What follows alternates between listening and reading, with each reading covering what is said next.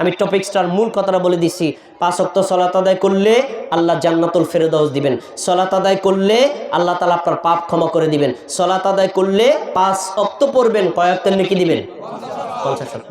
দেখি দি জাউদি এলাকার লোক চালাক না বোকা, একটু টেস্ট করি আপনাদের। হ্যাঁ, টেস্ট করি। 5 ওয়াক্ত নামাজ আদায় করলে কয় ওয়াক্তের নেকি পাওয়া যাবে? কিন্তু যদি 5 ওয়াক্ত নামাজ না পড়ে কয় ওয়াক্তের নেকি ছুটে যাবে? আলহামদুলিল্লাহ, সবাই সচেতন। কি বলছে? সবাই বুঝতে পেরেছেন। তার মানে লাভ যেমন বেশি, লসটাও তেমন বেশি।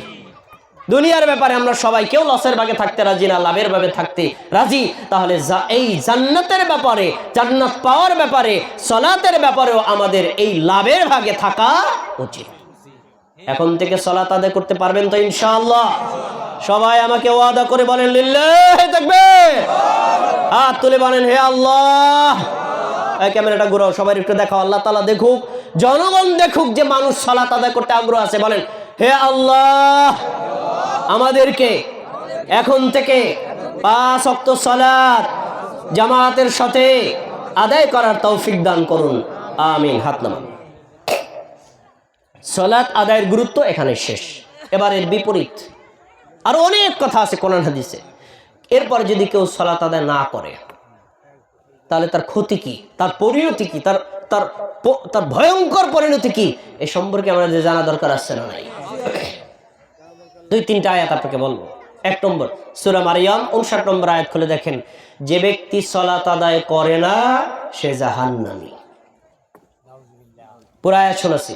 আল্লাহর নবী উপর অবতারিত কোরআনে আল্লাহ বলছেন, ফাকালাফা মিন বা'দিহিম খালফুন। নবী এবং সাহাবীগণ যখন দুনিয়া থেকে চলে গেল, তার পরবর্তী লোকেরা বিভিন্ন মতভেদ তৈরি করলো। ওয়া আদাউস সালাতা, সালাতটাকে ধ্বংস করে দিল। ওয়াত্তাবাউশ শাহাওয়াতি, প্রবৃত্তির অনুসরণ করলো। যারা সালাত ত্যাগ করেছে, প্রবৃত্তির অনুসরণ করেছে, ধর্মের মধ্যে মতবিরোধ তৈরি করেছে, আল্লাহ বলছেন ফাসাউফা ইয়ালকাউনা গাইয়া, অচিরেই তাদেরকে জাহান্নামের গর্তের মধ্যে নিক্ষেপ করা হবে। নাউজুবিল্লাহ। তাহলে সালাত আদায় না করলে আল্লাহ কোথায় ফেলাবেন? জাহান্নামের গর্তের মধ্যে। আয়াতটার দলিল। আজকে এখানেও যারা সালাত আদায় করেন না, কিয়ামতের দিন জাহান্নামের আগুনে জ্বলবেন। আপনার ভাই, আপনার বোন, আপনার প্রতিবেশী কেউ যদি জান্নাতে যায়, আপনার পরিচিত হয়, সেদিন আপনাকে জিজ্ঞেস করবে, আব্দুর রহমান, আপনি তো দুনিয়াতে অনেক প্রভাবশালী ছিলেন, কখনো তো ভাবি নাই জাহান্নামে আসবেন, কেন আসছেন? তখন আপনি আত্মস্বীকৃতি দিয়ে বলবেন, আমি জাহান্নামে আসছি সালাত না আদায় করার কারণে। দলিল কোরআন সূরাতুল মুদ্দাসসির 40 থেকে 44 নম্বর আয়াত খুলে দেখেন, আল্লাহ কি বলছেন? ফি জান্নাতি ইয়াতাসাআলুনা আনিল মুজরিমিন। জান্নাতি লোকেরা জাহান্নামীদের সাথে পরস্পর কথা বলবে। কথা বলবে কি?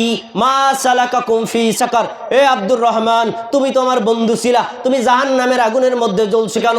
হে আব্দুল্লাহ, তোমাকে তো খুব ভালোবাসতাম, তুমি জাহান্নামের আগুনে জ্বলছো কেন? তখন আব্দুর রহমান আব্দুল্লাহ নিজের আত্মস্বীকৃতি দিয়ে বলবে, কেন আসছি জানো? লাম নাকু মিনাল মুসাল্লিনা ওয়া লাম নাকু নুতঈমুল মিসকিন। জাহান্নামে এজন্য এসেছি, লাম নাকু মিনাল মুসাল্লিন, আমি মুসল্লি ছিলাম না তাই। এই নামাজ যে আদায় করে তাকে কি বলে? সবাই বলেন কি বলে? আর যে নামাজ আদায় করে না তাকে মুসল্লি বলে না। তো সে বলছে, আমি জাহান্নামে আসছি কেন? আমি মুসল্লি ছিলাম না তাই। তাহলে আয়াতে স্পষ্ট, সালাত আদায় করবে না যে জাহান্নামে যাবে সে। স্পষ্ট দলিল, কোনো সন্দেহ নাই। আরেকটা পয়েন্ট বলে আমি হাদিস বলবো, খুব খেয়াল করে শোনেন। এই আয়াত আপনারা শুনছেন, কিন্তু আমি যেভাবে শিক্ষা তুলে ধরবো আপনার কল্পনায় কোনোদিন আসে নাই। খোলেন সূরা বাকারা 34 নম্বর আয়াত, আল্লাহ বলছেন, ওয়া ইয কুলনা লিল মালাইকাতি ইসজুদু লিআদামা ফাসাজাদু ইল্লা ইবলিসা আবা ওয়াস্তাকবারা ওয়া কানা মিনাল কাফিরিন। আল্লাহ আদমকে সৃষ্টি করে তাকে রূহ দিলেন, ফেরেশতাদেরকে বললেন আদমকে সিজদা করো।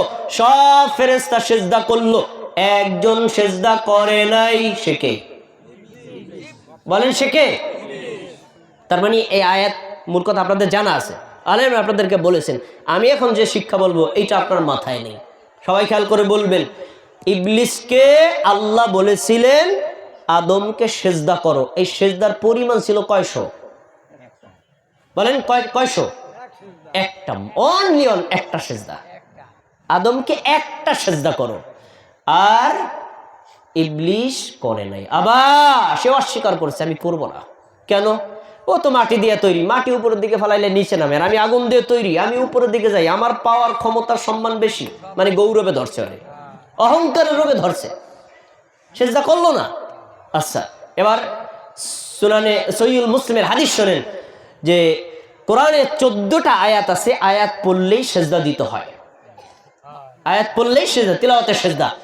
যখনই কোনো বান্দা আর বান্দি, খেয়াল করে শোনেন, ওই তেলাওয়াতের আয়াতটা পড়ে, তেলাওয়াতের সেজদার আয়াতটা পড়ে, ফাসাজাদা, সেজদা করে, ইতাজালা শাইতানু ইয়াবকি, শয়তান দূরে গিয়ে কাঁদতে থাকে আর বলতে থাকে, ইয়া ওয়াইলা, আয় হায় আমার জন্য আফসোস।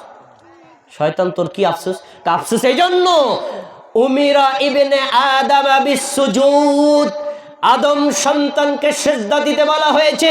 ফাসাজাদা, সে সেজদা দিল, ফালাহুল জান্নাহ, তার জন্য জান্নাত বরাদ্দ হয়ে গেল, সে জান্নাত পেয়ে গেল। আর আমাকে দেওয়া হয়েছে উমিরতু বিসসুজুদি, আমাকে দেওয়া হয়েছিল সেজদা করতে, ফাআবাইতু, আমি অস্বীকার করেছিলাম, ফালিয়ান্নার, এজন্য আমার পরিণতি কি? জাহান্নামের আগুন। আচ্ছা, এবার খেয়াল করে শোনেন, আমার দিক তাকান। ইবলিস কয়টা সেজদা দেয় নাই? একটা, সারা জীবনে মাত্র একটা। খেয়াল করে শুনুন, এবার দিবারাত্রি 24 ঘন্টায় 5 ওয়াক্ত ফরজ নামাজ কয় রাকাত? 17 রাকাত। একটা রাকাতে কয়টা সেজদা? কয়টা সেজদা? কি সবাই খেয়াল করে না? জানা আছে কিন্তু খেয়াল করে না আমার আলোচনা। একটা রাকাতে কয়টা সেজদা? এবার 17 রে 2 গুণ দেন, কত হয়? 34।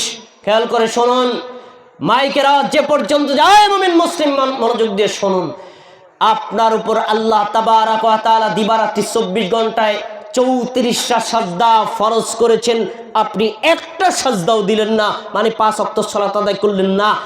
আর ইবলিস সারা জীবনে একটা সেজদা দেয় নাই। সারা জীবনে একটা সেজদা না দিয়ে যদি ইবলিস যায় জাহান্নামে, আপনি 34টা আল্লাহর হুকুম লঙ্ঘন করে জান্নাত কি কল্পনা করতে পারেন? এরপরেও দেখবেন চায়ের দোকানে বৈশাখ কিছু মানুষের ডায়লগ কি, ওই যে অমুকরে আমি চিনি, দাড়ি বল ওই লিখিয়েছে, মাথায় পাগড়ি লিখেছে, নামাজ পড়লে গিয়েছে, ওনার অন্তর ভালো না, আর আমি নামাজ না বললে আমি অন্তর ভালো আছে, ওনার সাথে আমি ভালো মুসলমান। এমন ডায়লগ দাও মুসলমান আছে না নাই? এরা দুনিয়াতে এনআইডি কার্ডে মুসলমান হতে পারে, বাপ দাদার বংশ অনুক্রমে মুসলমান হতে পারে, আল্লাহ এবং তার রাসূলের তালিকায় তারা মুসলমান থাকতে পারে না। ইসলাম কি আপনি ইয়ার কি ধর্ম পাইছেন যে আল্লাহর বিধান অমান্য করবেন আবার বলবেন আমি মুসলিম? তাহলে আয়াত থেকে কি বোঝা গেল? সালাত আদায় করবে না যারা, জান্নাতে যাবে তারা না? কথা বলেন, জাহান্নামে যাবে তারা।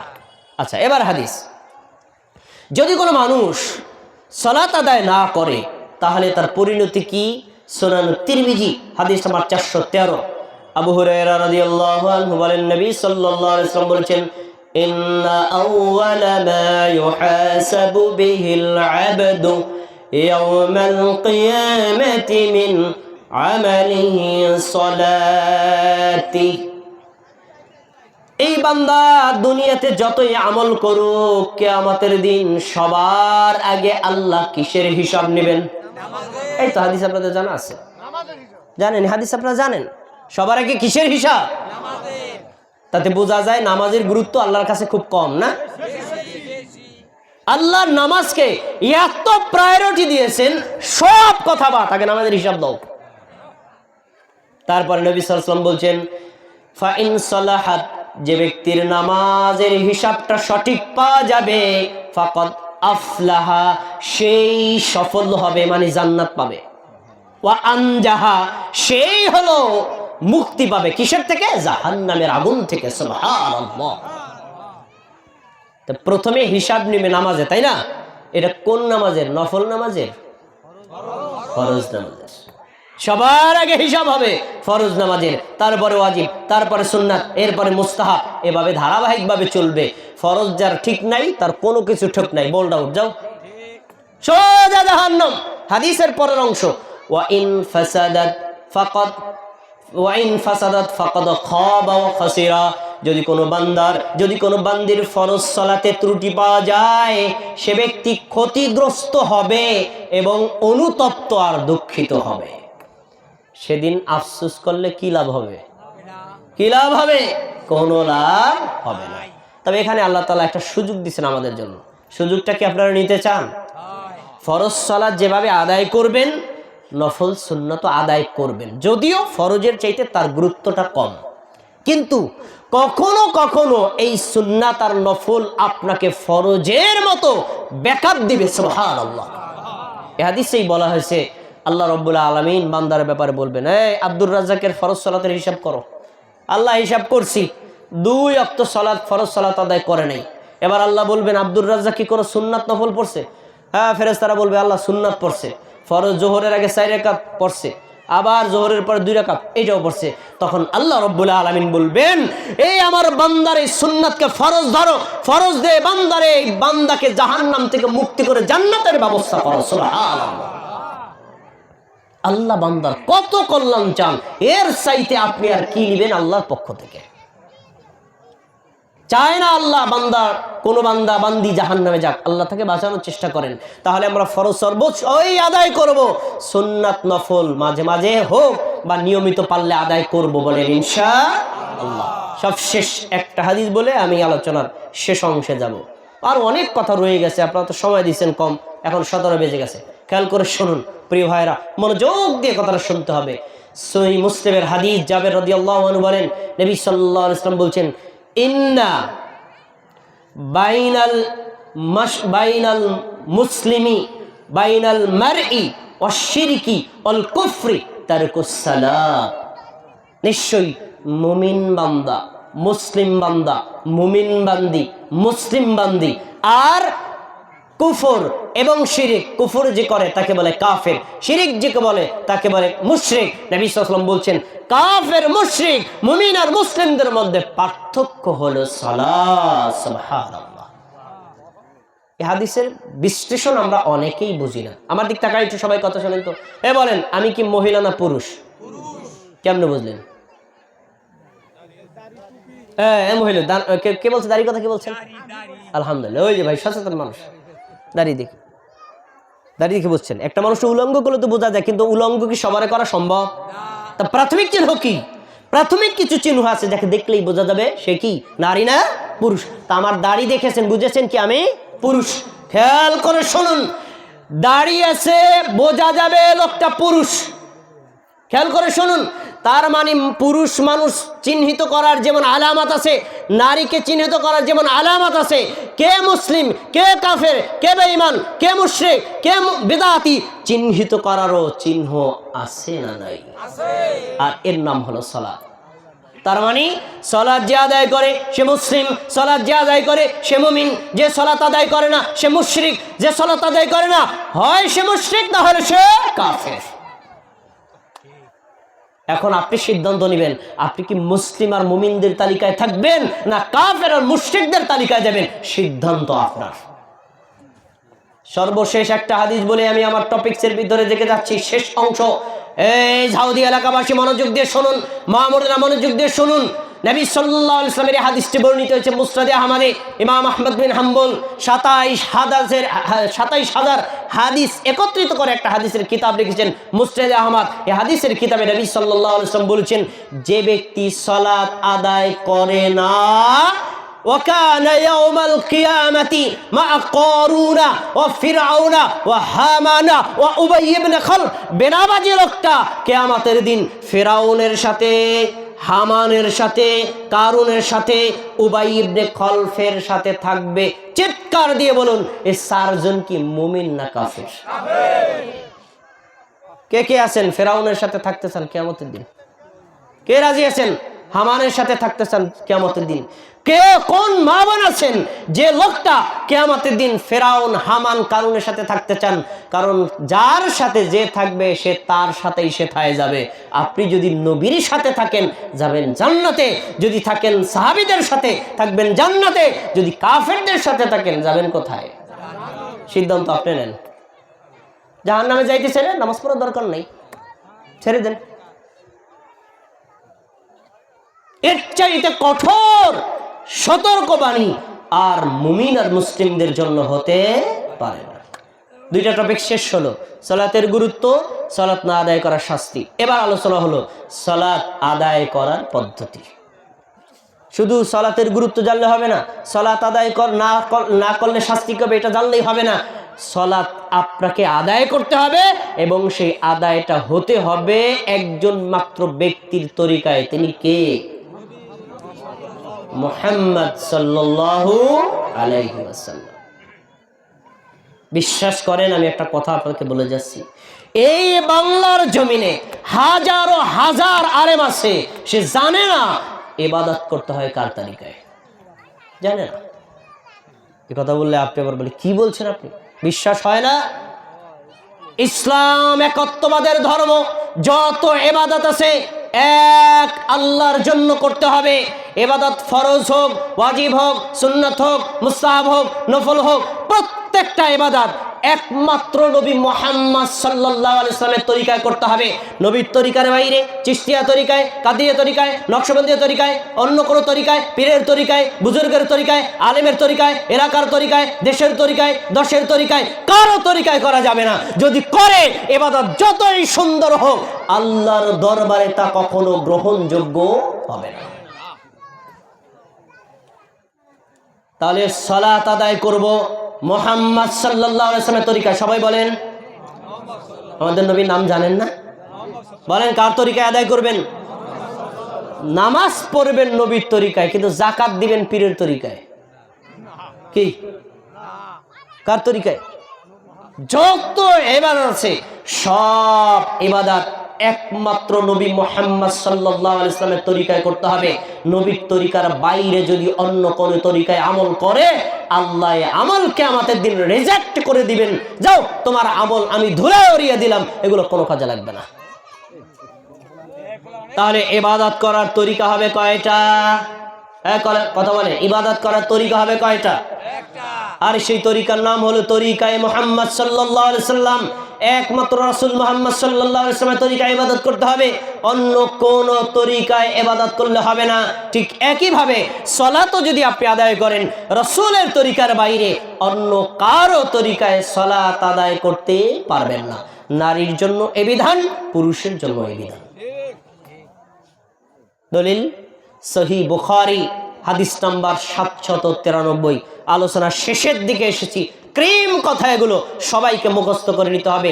এখন যে হাদিসটা বলবো, এই হাদিসটার মধ্যে সালাতের পদ্ধতি পাওয়া যাবে। আমি শুরুতে একটা সূত্রবিদ্যা বলে যাচ্ছি, আলেমদের জন্য লাগবে, সাধারণ মানুষের জন্য লাগবে, খেয়াল করে শুনুন। সালাতের পদ্ধতি দুই প্রকার। সবাই বলেন কয় প্রকার? কিছু পদ্ধতি আছে ইত্তেফাক, পৃথিবীর সব আলেম, সব মাযহাবের ইমাম একমত। আর কিছু আমল আছে ইখতিলাফ, মতবিরোধপূর্ণ।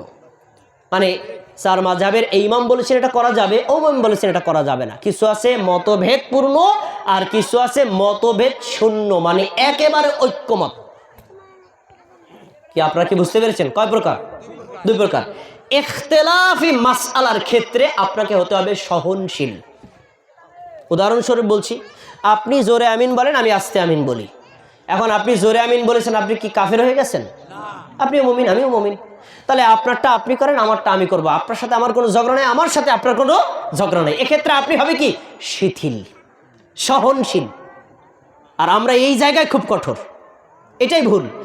আর ইত্তেফাক, যেই ক্ষেত্রে সকল ইমাম একমত, এক্ষেত্রে কোনো ছাড় নাই, সবাইকে করতে হবে। এর বাইরে গেলেই তাকে সতর্ক করতে হবে। তার ভিতরে একটা উদাহরণ দিচ্ছি। সালাতে আল্লাহু আকবার বলা থেকে শুরু করে আসসালামু আলাইকুম রহমতুল্লাহ, আসসালামু আলাইকুম রহমতুল্লাহ, টোটাল যাবতীয় যত কাজ শান্ত শিষ্টভাবে করা, পৃথিবীর সব আলেম একমত, কেউ দ্বিমত নাই। কিন্তু এই ক্ষেত্রে আমাদের ত্রুটি আছে না নাই? আমি এখন যে মানে নিয়মটা বলবো এটা বিল ইত্তেফাক, কোনো মতভেদ নাই, কোনো ঝগড়াঝাটি নেই। এখানে যারা আলেম আছেন সবাই একমত। দেখেন, এই একমতপূর্ণ বিষয়েও আমাদের ভুল আছে, আপনারা আপনাদের সালাতের সাথে মিলিয়ে নেন। আমি হাদিসটা বলে যাচ্ছি। নবী সাল্লাল্লাহু আলাইহি ওয়াসাল্লামের সাহাবী আবু হুরায়রা রাদিয়াল্লাহু আনহু বলেন, নবী সাল্লাল্লাহু আলাইহি ওয়াসাল্লাম মসজিদের মধ্যে প্রবেশ করলেন। এরপরে একজন সাহাবী প্রবেশ করলো, ফাসাল্লা রাকাতাইনি, 2 রাকাত সালাত আদায় করলো। তারপরে আমাদের নবীর সামনে এসে ফাসাল্লামা আলান নবী, আমাদের নবীকে সালাম দিল। খেয়াল করে সবাই শুনুন, লোকটা প্রথমে মসজিদে ঢুকলো, ঢোকার পরে কি করলো? তারপরে আমাদের নবীকে কি করলো? সালাম দিল। তার মানে মসজিদে ঢোকার পর একজন বান্দার আমলটা কি? কিন্তু আমরা কি সবাই নামাজ পড়ি না বসে যাই? এটা হাদিস বিরোধী আমল। না পড়লে দাঁড়িয়ে থাকবেন, কিন্তু বসতে পারবেন না, দাঁড়িয়ে থাকবেন। কারণ নবী সাল্লাল্লাহু আলাইহি সাল্লাম, কোন লোক মসজিদে ঢুকে নামাজ না পড়ে বসে গেলে তার দাঁড় করে, চাই না দাঁড়াও, আগে নামাজ পড়ো তারপরে বসো। এটা সুন্নাহ, পরিত্যাগ করা যাবে না। খেয়াল করে শুনুন, লোকটা আমাদের নবীর সামনে 2 রাকাত সালাত আদায় করে নবীকে সালাম দিল। নবী সাল্লাল্লাহু আলাইহি ওয়াসাল্লাম বললেন, ইরজি ফাসাল্লি ফাইন্নাকা লাম তুসাল্লি, ফিরে যাও, তুমি আবার সালাত আদায় করো, তুমি সালাত আদায় করো নাই। আবার অর্থ বলছি, তুমি ফিরে যাও, তুমি আবার নামাজ পড়ো, তুমি নামাজ পড়ো নাই। ফারাজা, লোকটা ফিরে গেল, আবার 2 রাকাত সালাত আদায় করলো, তারপর নবীকে সালাম দিল। নবী সালামের জবাব দিয়ে বলছেন, ফিরে যাও, আবার নামাজ পড়ো, তুমি নামাজ পড়ো নাই। কয়বার হলো? আচ্ছা, এরপর লোকটা ফিরে গেল, আবার 2 রাকাত সালাত আদায় করলো, সালাত আদায় করে নবীকে সালাম দিল। নবী সালামের জবাব দিয়ে বলছেন, ইরজি ফাসাল্লি ফাইন্নাকা লাম তুসাল্লি, ফিরে যাও, আবার সালাত আদায় করো, তুমি সালাত আদায় করো নাই। সবাই জোরে বলবেন, কয়বার হলো? আচ্ছা, আবু হুরায়রা বলছেন, লোকটা নবীর চোখের সামনে 3 বার সালাত আদায় করলো, আর আমাদের নবী বললেন তুমি সালাত আদায় করোই নাই। আর কারটা ঠিক? কথা বলেন, কারটা ঠিক? এখন আমাদের নবীরটা যে ঠিক, কেন ঠিক তার সামনে পাবেন। কারণ ও লোকটা সালাত আদায় করেছে, কিন্তু আমাদের নবীর শেখানো তরিকা অনুযায়ী সালাত হয় নাই। এজন্য নবী পুরো সালাতটাকে রিজেক্টেড করে দিয়েছেন। যাও, বললো তোমার নামাজ হয়ে নেই।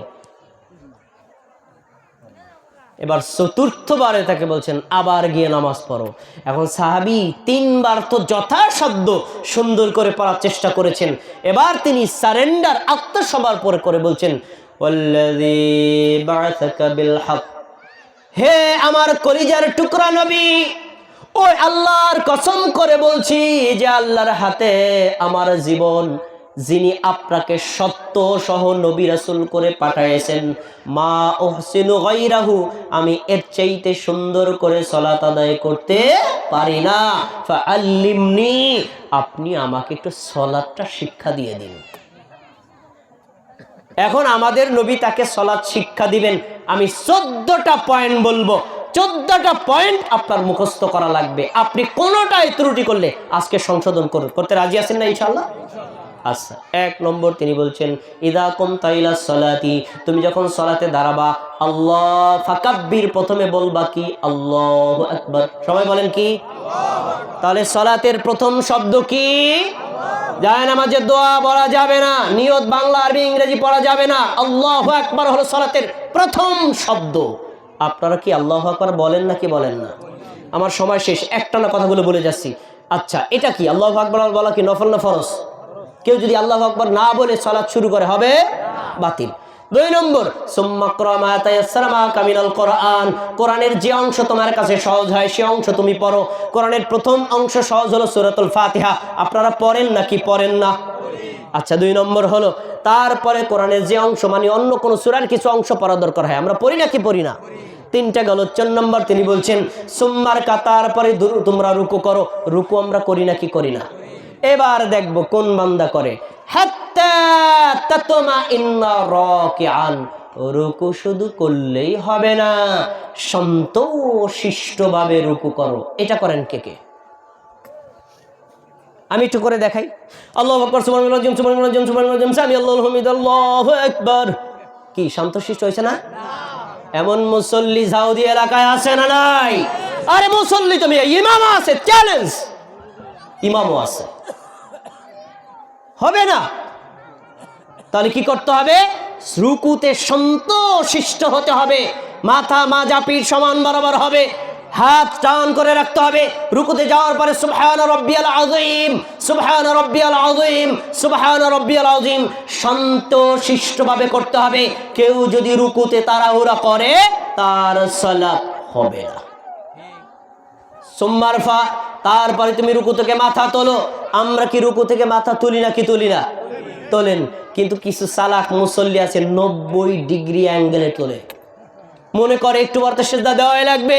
আমার দিকে তাকিয়ে দেখুন, রুকু করেছে এভাবে, এই যে সামি আল্লাহু লিমান হামিদা, মাথা এখনো টান হয় নাই, আল্লাহু আকবার বলে সিজদায় গেছে। এমন মুসল্লি সমাজে আছে না নাই?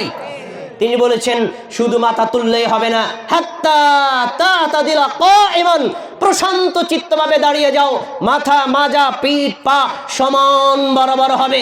রুকু থেকে দাঁড়ানোর পরে একটা দোয়া আছে, রব্বানা লাকাল হামদ, কমপক্ষে এতটুকু বলতে হবে। তারপরে সিজদায় যাও। যদি তুমি পুরোপুরি টান না হয় সিজদায় যাও, সালাত বাতিল। তারপরে সুম্মাসুদ, এরপরে তুমি সিজদা করো। আমরা কি সিজদা করি না কি করি না?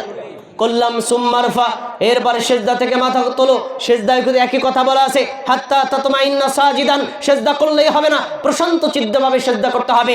8টি অঙ্গ জমিনের সাথে মেলবে, 2 পায়ের আঙ্গুল, 2 হাঁটু, 2 হাত এবং নাক আর কপাল সবার জন্য একই বিধান।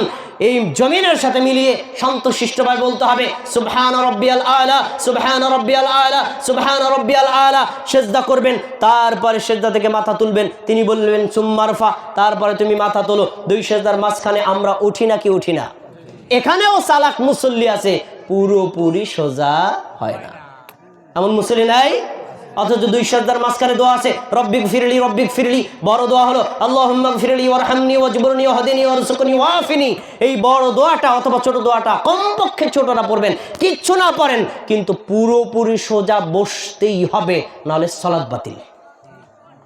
কি বলছেন? হাত্তা তাতমাইন্না জালিসান, প্রশান্ত চিত্তভাবে বসো। আচ্ছা বসলেন, তারপর সিজদা করো, সিজদায় প্রশান্ত চিত্ততা অবলম্বন করো। তারপরে নবী সাল্লাল্লাহু আলাইহি ওয়াসাল্লাম ওই সাহাবীকে বলছেন সুম্মা ফাল ফি সালাতিকা কুল্লিহা, আমার সাহাবী শোনো, এই যে 1 রাকাত তোমাকে শিক্ষা দিলাম, 2য় রাকাতে পাবে, 3য় রাকাতে পাবে, 4র্থ রাকাতে পাবে, টোটাল সালাতটা তুমি এভাবেই আদায় করবা।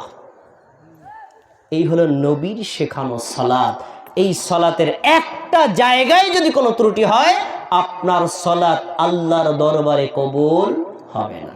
ভাই আমি কি শেষ করে দিব? শেষ করে দিচ্ছে। আচ্ছা, 2টা আমল বলে আমার আলোচনা শেষ করছি। আমরা এরপরে ডানে বামে সালাম ফিরাইলাম, সালাত শেষ। সালাত শেষ করার পরে আমরা কিছু জিকির আছে। 100 মুসল্লির মধ্যে 99 জন মুসল্লি অনেক ইমাম খতিমও করে না। এই জিকিরগুলো আমাদের করা উচিত। সালাম ফিরানোর পরে আল্লাহু আকবার, আস্তাগফিরুল্লাহ, আস্তাগফিরুল্লাহ, আল্লাহুম্মা আনতাস সালাম ওয়া মিনকাস সালাম, তাবারাকতা ইয়া যাল জালালি ওয়াল ইকরাম, আয়াতুল কুরসি, সূরা ফালাক, নাস এগুলো পড়তে পারেন। আর 3 তাসবিহ অবশ্যই পড়ে তারপর সুন্নতে দাঁড়াবেন। এগুলো গুরুত্বপূর্ণ আমল, এগুলোকে অবহেলা করা যাবে না। আমি এক নজরে বলে যাচ্ছি, 33 বার সুবহানাল্লাহ, 33 বার আলহামদুলিল্লাহ, 33 বার আল্লাহু আকবার। সবাই জোরে কথা বলবেন। 3 33 কত হয়? 99। 100 হয় কিভাবে? জাউদি এলাকার মানুষ, 3 33 কত হয়?